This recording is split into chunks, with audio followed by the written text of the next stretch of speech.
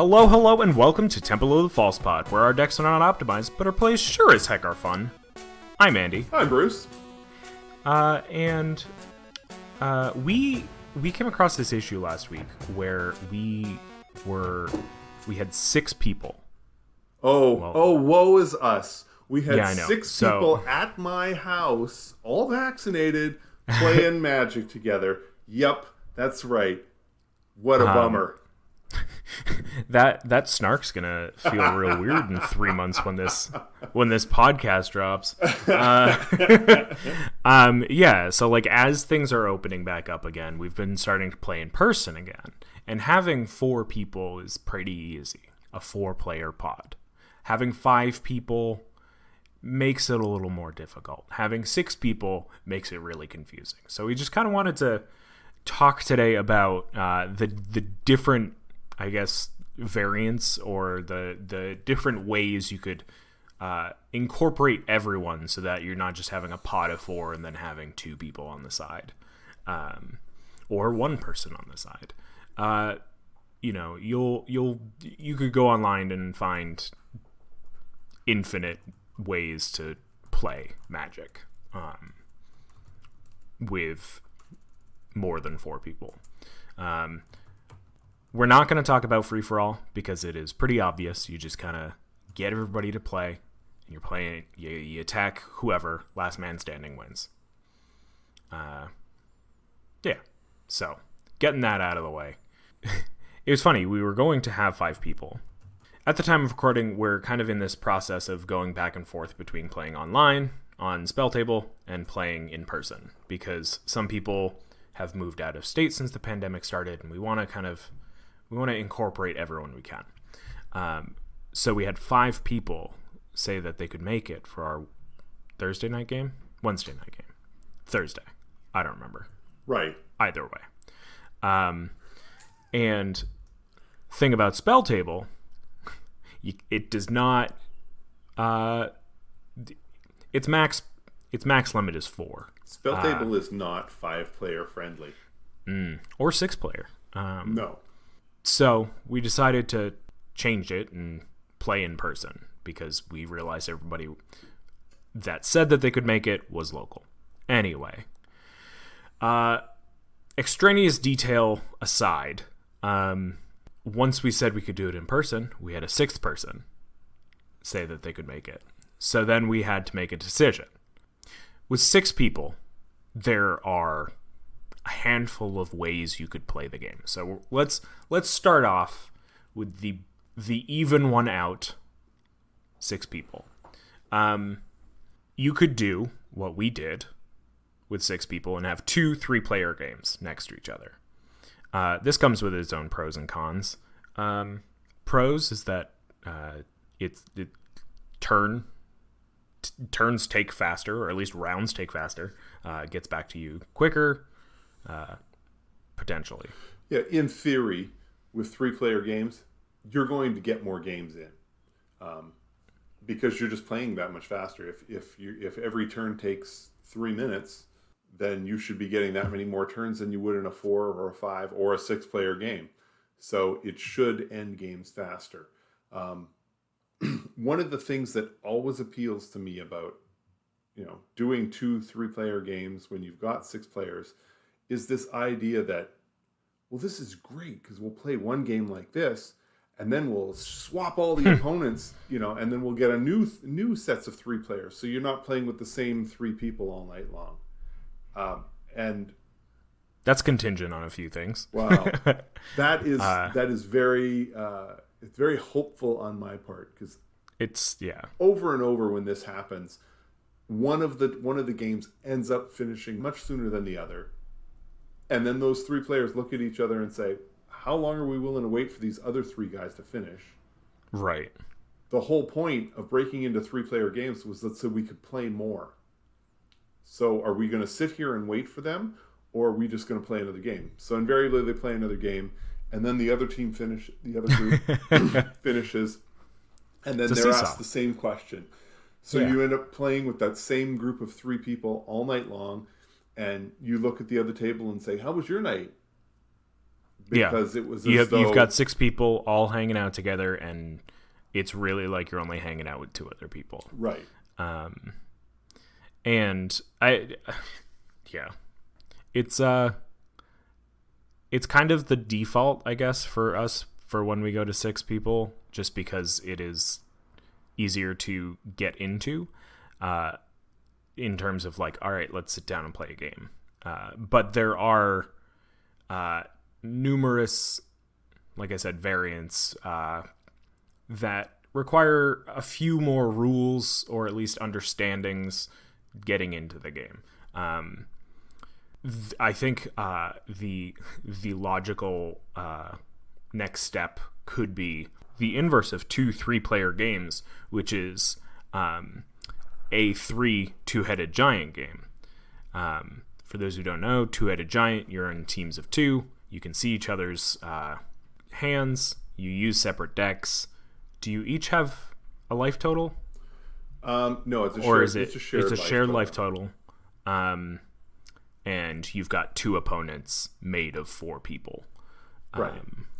Now, I'm gonna do a little foreshadowing for the podcast here. Follow along closely, people. This is a situation where we're essentially where we try and speed the game up by having multiple players play their turn at the same time. With a three-way two-headed giant, one of the pairs, they're playing their turn at the same time. So we've got 2 players playing at once. That's how we speed things along. That's how you take an unwieldy number of people. Because the downside for a 6-player multiplayer game where nobody is paired up is only one person's playing at a time.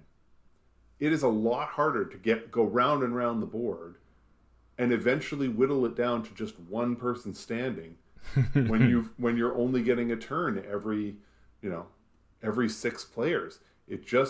Games are just going to take longer that way. So a way around that is to have 2 or more players taking their turn at the same time.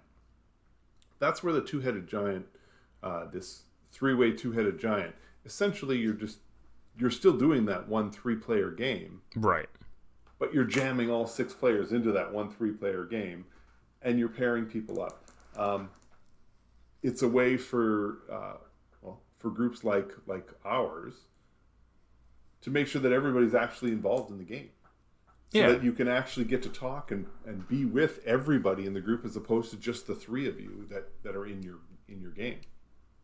And with like a format like that, make sure that, and I feel like this is kind of important to say, make sure that your two-headed giants are somewhat randomized, because left to your own devices, you will end up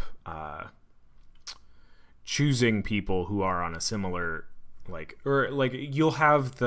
you'll just end up having the strong players together and the not so strong players together, and then it just becomes unbalanced and kind of boring. Right. I'm also a big fan in those sorts of events of randomly choosing decks, or choosing decks and then randomly choosing your partners. The last thing you're looking for in a two-headed giant game is if it just so happens that 2 players both have a goblin deck, and now they've agreed to pair up and play their goblin decks. Right. This is just, I have played a two-headed giant game where I was one of the players and I chose elves, and it just so happened my opponent also chose elves. Now, this was completely at random. We randomly paired, randomly chose decks, and that's how it came out. Unfortunately for our opponents, the game, didn't end quite as quickly as we would have hoped it did. But we did win the game because the decks had so much synergy together. So I like to try and make sure that we mix and match a lot, because you want to limit the likelihood that you're creating synergies. If you know going in that night that this is how it's going to be, and the 2 players who are partnered together, each of them have a chance to talk to the other and, work that out, well, then maybe the synergies all balance out. But More often than not, it seems like you don't know you're going to have 6 players until everybody shows up at the house, and then you realize how many you have. So just do what I do and bring all your decks. exactly.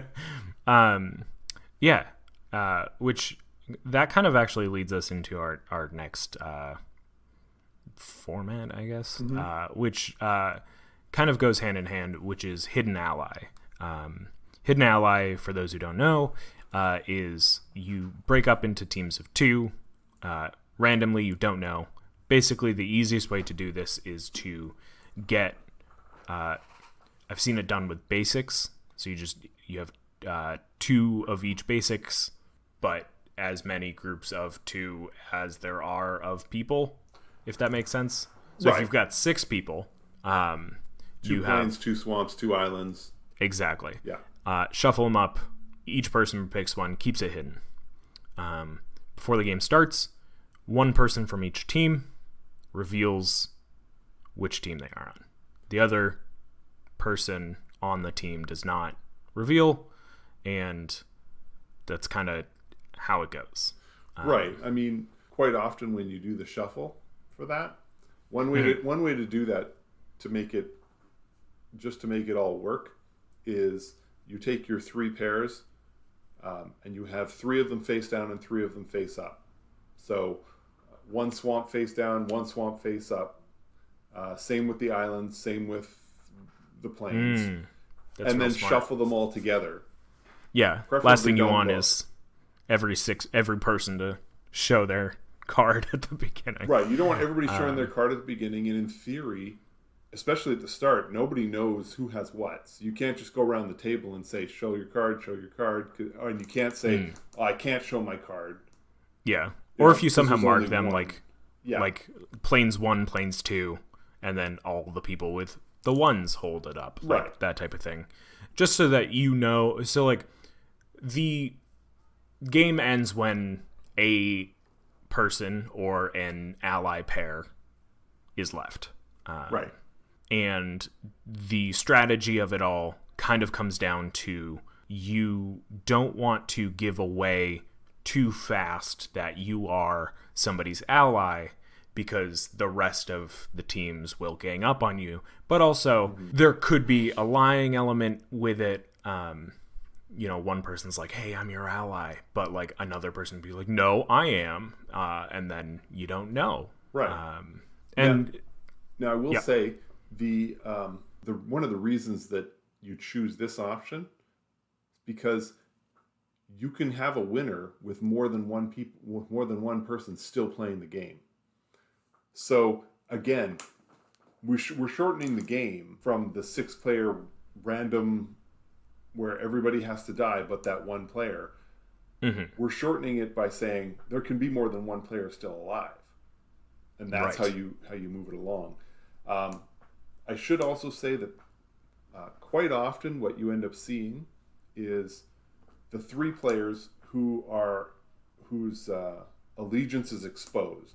When you're one of those players, you don't necessarily want to attack one of the unknown players, because you Right. might be attacking your ally. So, but you do know that these other 2 players are not your ally, so you can feel free to attack them. Now, the 3 players that are unknown, that the rest of the group doesn't know who they're allied with, they know they're not allied with each other because And they know- their yeah. ally is exposed, and they know who their ally is, but they're trying to hide it. So at least initially, what you end up with are 2 3-player games that sort of continue on until it becomes obvious that one player in the revealed 3-player game is getting close to dying. And that's usually when you see the other players say, okay, I can finish this guy, so I will reveal that I'm not his partner and take him out of the game. And that's when you start to see the crossover. So at least initially, you see less crossover unless you've got people who are truly chaotic and love that and just want to create all kinds of weird dynamics where they will choose to attack one of the revealed players when they're a hidden player. thereby you can say that they're revealing that they're Half not that exposing person, that themselves. partner. Yeah.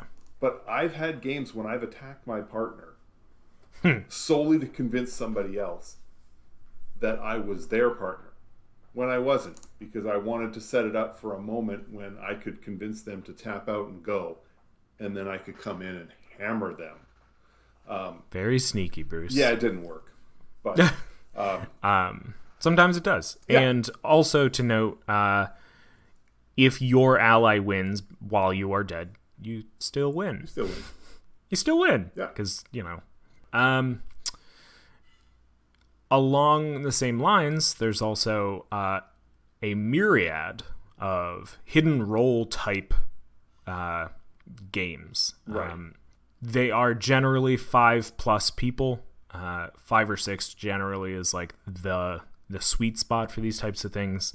If you've ever played like Werewolf or Secret Hitler or Among Us, it's that kind of thing where there is a number of people that are the bad guys. I will use an example. I believe it's called like Assassin or something. There's so many names for these types of things. You've got a king, you've got the king's guard, you've got, peasants or something. Like 2 peasants, and then the 5th person is the assassin. The king wins if he isn't dead by the end of the game. And the assassin wins if he kills the king or something. The king reveals himself at the beginning of the game. There are rules I've read where, like, after 4 turns, the assassin reveals himself. If you are interested in one of these types of formats or variants, please look into them. They seem rather interesting and exciting, and maybe we'll do an episode in the future about it, but they are so uniquely complicated that right. And the joy with each of these is we've now reached a point where they all have so many variants within themselves, so that the rule structure, even if we were to describe the rule structure beyond the basic idea of some people are hidden, some aren't, and the games end when there are multiple players still alive. That's the whole point of a lot of these scenarios, and we talked about that with Hidden Allies. We talked about that with Assassin. So you can have larger games that can finish in a reasonable time because you don't have to kill everybody at the table. It also spices it up a little. There's like an alternate strategy to the game rather than just being like, I'm comboing off, or I'm killing a person and then another person. Like, you are trying to figure out some sort of secret information that you don't know. Yeah. It's a game with a magic overlay. Yeah. Along with that format, I wanted to mention Star here, because Star is one that we use regularly. And I was going to say we can talk about Star when we get back from break. So that sounds even better. But before break, okay, we've got one 6-person format I want to talk about. Sure. And I know you want to talk about it so bad because it's your favorite thing in the world. It's called Emperor. Break into 2 teams of 3. And you've got 2 emperors. I guess you figure out who that person is. Yeah, the best way to describe Emperor is 2 teams of 3. They all sit next to each other. The Emperor sits in the middle of each of the teams. Yeah. How you determine Emperor, how you determine the lieutenants, or whatever else you want to call the other players on the team, is up to you. How you determine what decks you use, that's up to you. You can make it as random or as unrandom as you choose. Generally speaking, turn order goes around the table, so eventually teams get 3 turns in a row, and the goal is to kill the opposing emperor. And again, most of the games that I've played of Emperor have been in 60-card casual games, so we were talking about life totals of 20. I know plenty of people who have done this playing with commander decks and 40 life totals. those games are not for the faint of heart. And if you were looking for multiple games to finish in one night, I do not recommend going this route. While Commander does, the way Commander tries to speed things along is because you just have to kill the commander. Other players can still be alive when that person dies. So in theory, a Commander game can end when the second person dies if it goes that way. If the team really puts it to the floor and goes for it. The game ends when an emperor is dead. Yes. The other team wins. Ta-da. There are various rules that you can choose to play by or not. The biggest rule that is generally played by is that you attack the opponent closest to you. So if you're on the left side of your team, you attack the person to your left, who is the right side of the opposing team, if that makes sense. And vice versa. So like if you're on the right side, essentially you're attacking the person, to your left or to your right if it is your opponent. Right. I know that there are also rules out there that say that you could implement that also, like targeted spells. You can only target things to that person. Along with that, I know you had mentioned, I don't know, before, emperors can target two people out. Right. So like either side of the... Yeah, so sometimes what can happen, in some games, the range is 1 for everybody. So you can only ever target yourself and the people sitting next to you. In other games, the range is 1 for the lieutenants, but the range is 2 for the commanders. So the commander has the ability to hit the emperor. The emperor has the ability to hit the opposing lieutenant, but the lieutenant can't hit him back because that other lieutenant is in the way. All the more reason to get rid of the lieutenant, so that way all the ranged related stuff can now come in, and it means that the emperors can now hit each other, because we've reduced the number of players and eliminated that. But again, I mean, emperor is another one of these ones where you can go find out what a variant is, try it that way, and say, this would be way better if we did this, and just tailor it to your play group, make it make sense for you. Yeah. Just to be clear, I was kidding when I said this was Bruce's favorite, because it is his least favorite. I've never played a game of it because Bruce is so against it. I hate Emperor. If I've got 6 players, I would rather play the 3-way 2-headed giant. I would rather break up into groups of 3. Emperor games, I find, are so fraught with accidental wins. It's just so easy to end up with one emperor whose deck is perfect for being in the emperor slot, where they can't be targeted for a handful of turns, and then their opponent is running an emperor deck that is completely reliant on creature damage. So it's just sitting there doing nothing and can do nothing to get to the other emperor. Or you'll play someone who's one of the lieutenants gets completely mana screwed and just ends up sitting there and being they're essentially a meat stick that is just just sitting there getting whomped on until they're gone, and now they can start coming after the commander. It's one of these variants that to me feels like there are so many ways for this to be an unfun game that most games that I've played just aren't that much fun. I recommend that you try it for yourself. Give it a couple of shots. Maybe with your group.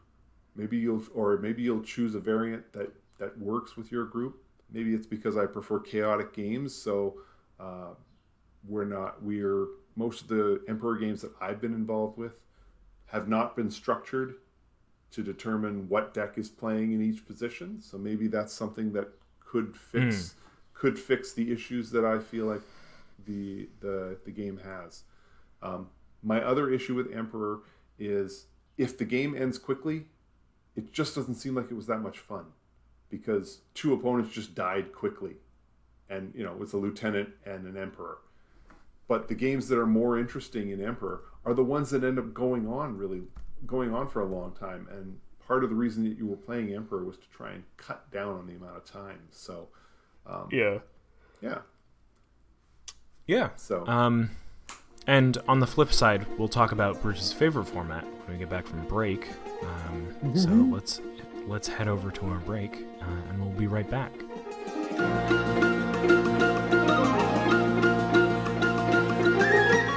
This episode of Temple of the False Pod is brought to you by Gamekeeper.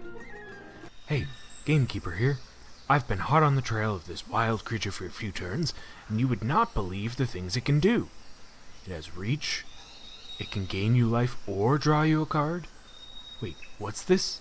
It can even create beasts?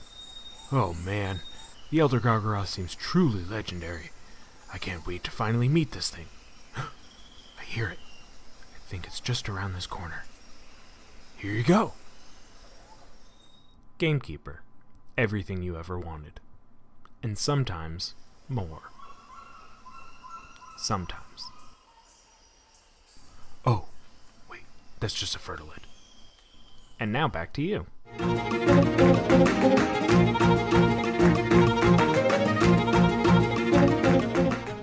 Wow, alright. We're back. That was hysterical, Andy. I can't wait for everyone else to get to hear it too. All right. No pressure. If you missed the first half of this episode, or if you forgot, we're talking about what to do with 5, 6, 7 people when playing Magic. 8 is pretty obvious. You draft.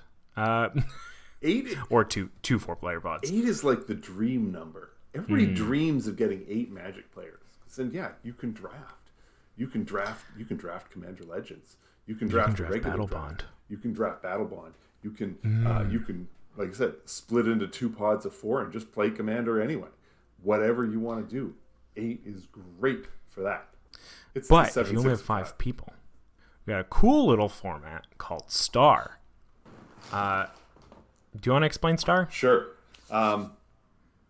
Star, much like Hidden Allies, much like the Assassin format, is a format that speeds things along by allowing you to win the game with other players still involved. The most basic form of Star is essentially picture the colors of Magic on the back of a Magic card. There's 5 colors. You've got 5 players. Each player plays on one of those spots. The goal is to get rid of the enemy colors to where you're sitting. So if you're seated in the white spot, then you are trying to get rid of the red player and the black player. If you're in the blue spot, then you're trying to get rid of the red player and the green player. The goal is to be the first person to get rid of both of their enemies. Now, this can mean a lot of things because, 1, you can win just by eliminating your enemies. Or 2, there can be 2 of you who are going to win because in eliminating your last enemy, your other opponent is also seeing their last enemy killed. So in other words, those 2 players then share the win. But either way... Essentially, that last player got killed by both of his enemies. Yes. So, but in essence, there are almost always going to be more than just the 2 of you left. It's very hard to get a Hidden Allies game to the point where there are only the 2 of you left and you're still fighting it out. Right. It's usually somebody else has managed to win by the time you get down to or before you get down to 2. Now, I like this format just because I like how quickly things move, and I like that there's a bit of strategy to it. Because if your partner or one of your allies, yeah. If one of your allies gets out to a roaring start and they kill off, or they are, doing a number on one of the opponents, you may want to try and encourage them to go after the opponent that both of you have, because you want them to get rid of that opponent first, so you only have one left to do. Or if you see that they're going after the other opponent that you don't really want dead, then you can go after your other opponent and just focus on them. Because at some point the two of you are then going to work to get rid of that one opponent, and you want to get rid of both of your opponents at the same time. So there's some strategy there to who you're attacking and when you're going to attack. I've even played in a couple of games where I managed to get myself into a board state where I was very confident that I could win the game, and I decided I wasn't going to share the win. So I attacked I attacked the guy sitting to my left, who was technically an ally, but I was like, no, you're at like 5. I can finish you off and then finish him off, and I had full confidence I could do this. And in fact, I was able to do it, and I won the game. That's not really it's not really in the spirit of the format, because the whole idea is to try and get the games ending faster. And by attacking one of my allies, I wasn't speeding up the game. I could easily have just finished the game, won the game, shared the win, and moved on. But honestly, I thought it was freaking hysterical to do it the other way. So I did. And I think everybody other than the person that I killed thought that was pretty funny. It's a very fun, more politically driven format or variant. Right. Where you are almost encouraged to chat amongst your allies. Maybe not necessarily show your whole hand, but, help out if they're getting beaten down, or help out if they're about to kill somebody and they need 1 mana. If you've got Spectral Searchlight, it very, very EDH kind of plays. Right. There are so many ways with I tend to build I build in a lot of things on my decks where I find a card that does something when I swing, but it can also do something when somebody else is attacking somebody else. Mm-hmm. So, but it's, realistically, those situations don't come up as often as I wish they would. But when you're playing Star, they do come up. I'll regularly put Slayer Stronghold in my deck, with the idea being, for the most part, use it to pump your own creatures and give them haste. But every once in a while, if one of my allies is looking to swing at one of my enemies, well, let me help you along there. Let's speed things up. I understand that you would like to get this creature you just cast into the fray quickly. Well, I can help with that. So there's all sorts of options that way. Or whatever that green one is that gives trample as well. I mean, we had a whole episode about these utility lands, right? That are beautiful. The other part that I like about this particular variant is you can really run this with virtually any deck. I wouldn't recommend a deck that takes 20 turns to develop, because you now have 2 opponents that are looking at you and one other person. You are going to need to, at the very least, get some kind of defense up quickly. But for the most part, all of your commander decks probably will work.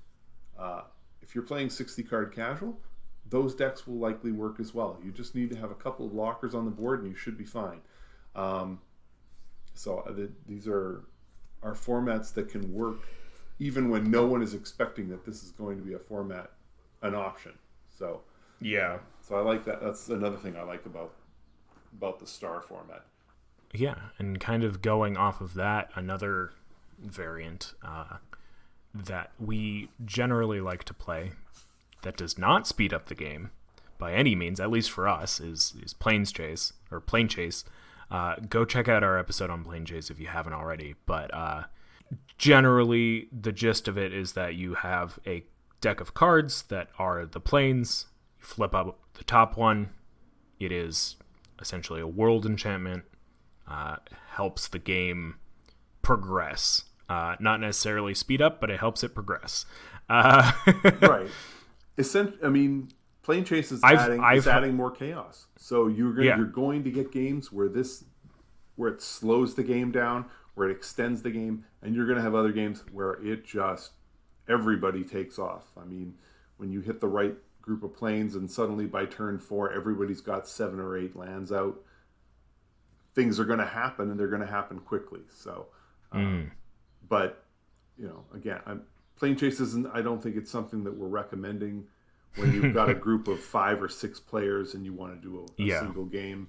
More often than not, I think Plane Chase games tend to be longer rather than shorter. So, simply put, you're adding a step to your turn. So you're adding more information that just ends up making things a little more complicated, right? Or sometimes not. And then in those instances, it speeds up the game heck of a lot, and right. Definitely just a nice thing to check out if you have. If you're doing free for all 5-player, it spices it up a little. Yep. Gives it a bit of a direction. Right. A big blunder with Plane Chase. Don't do this. We had 2 4-person pods with a shared Plane Chase deck. So with the idea that you have 2 games going on, you've got 2 players playing simultaneously. 1 in each game. Now, you can only roll the die at sorcery speed. So, say one person's on their first main phase in one game, the other person's attacking in the other game, Bruce. Yes. And they roll Plane Chase after. And this is kind of where house rules have to come in, because you have to figure out how this interacts. Like, there's no official ruling on this. If somebody's in the middle of combat, it could they've already declared attackers. Now somebody's declaring blockers, and we've changed planes. Like, what happens? Right. In that moment, we decided we move on, and we're in a new plane, which unfortunately for Bruce, it didn't turn out well. But looking back on that, I feel like that could be easily ruled as like, oh, well, once we are able to cast sorceries, like once there is nothing on the stack and we're in a main phase, there are ways to get around it. It's a fun, silly, chaotic game if you ever want to do something like that. Have 2 pods share a plane. It's weird. Yes, it's just very weird. One thing to keep in mind is players have to maintain a good rate of speed on your turns. It can be very easy to sort of look over and say, have you rolled that die yet on your turn? And just sort of wait until they've done it to see what happens before you go on. And that's the last thing you want for your games. Keep them moving. Nobody should be waiting for the Plane Chase for somebody to roll a planar die in a different game to affect what's going on in yours. It's a great way to bog things down miserably. So, but to wrap things up, I just wanted to let's go back and forth with some ideas on how to actually speed up the game. Sure. With EDH being a generally casual format, you can always introduce house rules. We generally play EDH or Casual 60, and it is very much kitchen table magic on our end. So if everyone's cool with it, and you want to get in one last game for the night, or if you're like, we've been playing a single game every week rather than like getting in 2 or 3 games, think of these as little tips to bring up. Be like, hey, let's try some of these, see if it speeds up the game or if it breaks the game entirely. for instance, Monarch is a great mechanic and should be used more often. A house rule you could put in place is First Blood gets the Monarch. So if you attack somebody else or somebody else takes damage, whoever deals the damage gets the Monarch. Or I've also heard whoever is the last player in the turn order gets Monarch, because they are already at a disadvantage in the statistically game. Yeah. A statistical deficit. So yeah, just a cool little thing. Right. I've also heard other people take the Monarch and change it so that it doesn't say combat damage. Oh. So it's just damage. Sounds dangerous. I would be very careful that that's not a rule that you follow consistently, because it won't take long before people start running decks that have ways to do a point of damage. Yeah. Just do a point of damage to everybody. Boom. I am Viridian Longbow. Longbow. Yes, exactly. And suddenly you become the Monarch regularly. Another option, if you're looking for, if you've got a larger group, and part of the reason you don't, and you're looking to get your games to move a little faster because you've got 6 players and you don't want to break into 2 groups of 3. Most of us know that Commander games don't really get underway until we've got some mana on the table. We'll start with 3. Everybody grab 3 basics, put them on the table, and then start the game in that position. Just build in the ramp right off the bat. It's an option. You can give it a shot, see how it works for you. It should move your games faster. Remember, what you're trying to do is limit the risk of multiple players, so that you get fewer turns over the same period of time. And you're trying to find ways to speed up the game. And Monarch does that by giving you more card draw throughout the course of the game. What I was suggesting is just upping your ramp so you get more mana, so you can immediately jump into bigger spells. You get into the mid game much faster that way. A way to kind of speed up the game as well, in addition to really kind of make it so you don't end up getting flooded or screwed. First draw 9, and then have everybody's max hand size be 9 for like 3 turns. Not necessarily specifically 9, but like something else. Like have it just kind of be a little bigger for a couple turns, and then at the end of round 4, or at the end of each person's turn on like round 4, like, or 2, I guess. Like it doesn't have to be. However you decide, kind of like mix up the simplistics of the game. It also kind of opens your eyes to how honed in Magic is as a game. There's a lot of dials that the designers specifically have, or they dial into for the specifics of the numbers of Magic. You've got 20 life for a reason, or 40 in EDH. You've got 7 cards in hand for a reason. And if you just change it a little, see how it speeds up your game. If you're looking to speed up the game. But as long as you can kind of, reel it in a bit too. If you're going to max hand size 9, do it for a few turns, and then everybody, discards down to 7 at a certain point. Right. There's a reason you recommended a 9 as your maximum hand size, and I said 3 lands. Because, sure, you could make your maximum hand size 15, and the number of lands in play is 7. But that's not really conducive to a fun game, because then things are immediately out of control before anyone even has a chance to build up a board state to do anything about it. So you still want to be able to have that. Yeah, I think the thing too, kind of that comes with that is, like, don't do it knowing, like, don't bring these ideas up to your group knowing that you can break it. It's just to kind of make it more fun, more casual. Like,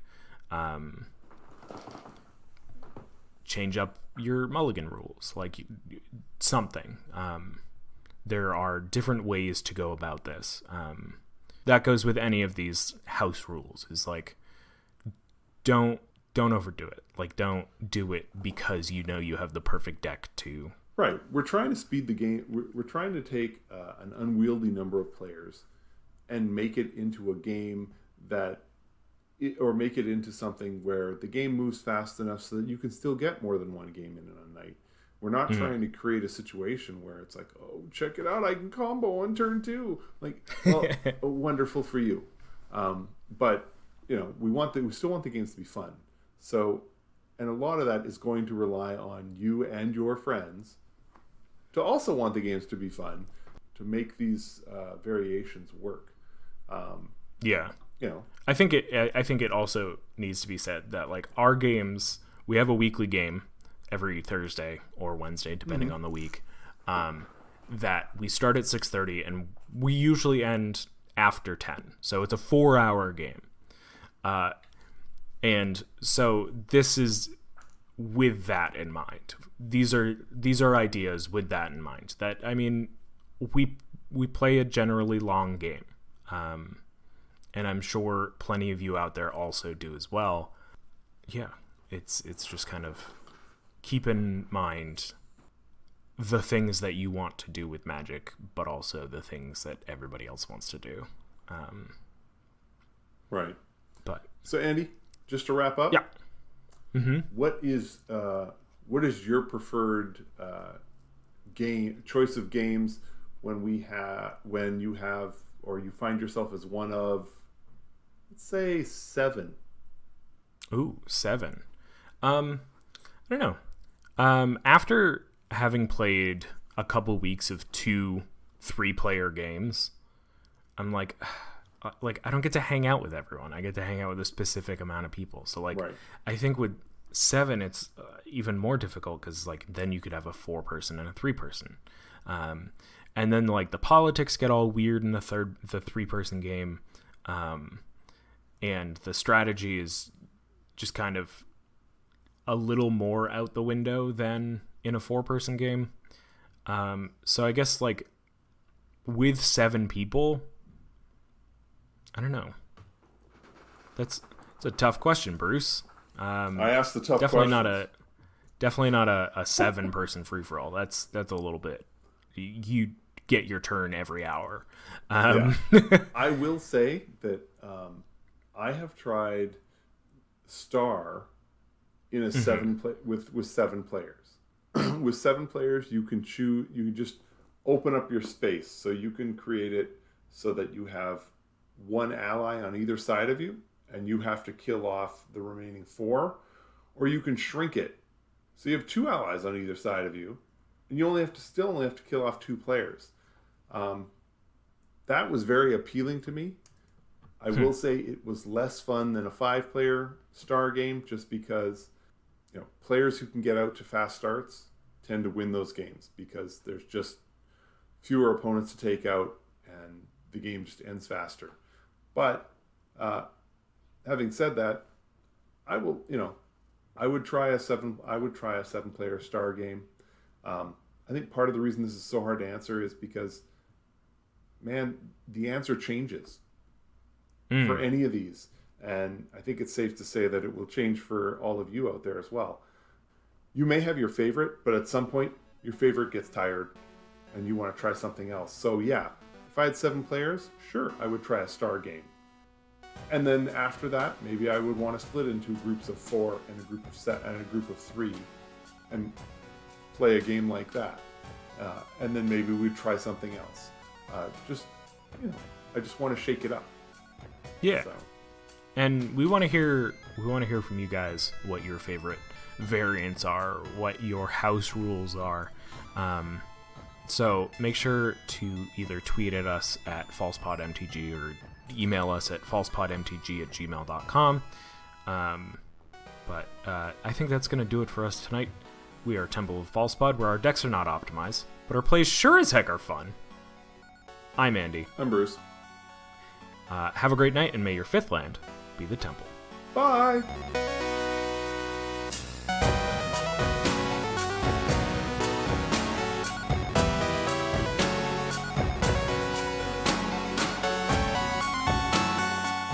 Hey everyone, Andy here. Thank you so much for listening to this episode of Temple of the False Pod. Just a few housekeeping things here at the end of the show. You can find us on Apple Podcasts, Spotify, Google Podcasts, pretty much wherever you can find podcasts. Subscribe and give us a review. It really helps out the show. And it'll show us what you like about our podcast. Also, we've got a Twitter and an Instagram. Our handle is falsepodmtg, all one word. So be sure to follow us. Feel free to reach out to us there or drop us an email at falsepodmtg@gmail.com and tell us your favorite magic-related story. We'd love to hear from you. Thank you again to you and to Bruce. He's Mana Burned on Twitter, and I'm Andy Weekend on Twitter and Twitch. We're Temple of the False Pod, where our decks aren't optimized, but our plays sure as heck are fun. Have a great night, and may your fifth land be the temple.